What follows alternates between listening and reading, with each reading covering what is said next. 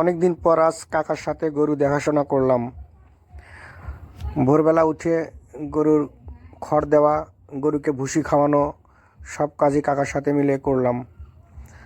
পাশাপাশি কাকা গরু এখন দোয়াবে, গাভিনকে খাওয়াচ্ছে, খাইয়ে দাইয়ে গরুকে দুধ দোয়ানো হবে। কাকার সাথে আমি আছি এবং দেখছি। এমনিতেই আমার একটু ভয় ভয় করে গরু দেখে, তারপরেও বাড়ির গরু, তাই কাছে গেলাম, কাকার সাথে একটু পরিচর্যা করলাম, পাশাপাশি গরুকে খাওয়ালাম। দেখুন, বাড়িতে অনেক গরু ছিল, এখন আর অত গরু নেই। এখন যে কয়টা আছে সেই কয়টা নিয়েই সবাই মানে পরিচর্যা করা হয়। এবং এই যে কাকা এখন গাভী দোয়াচ্ছে, দেখেন কত সুন্দর করে।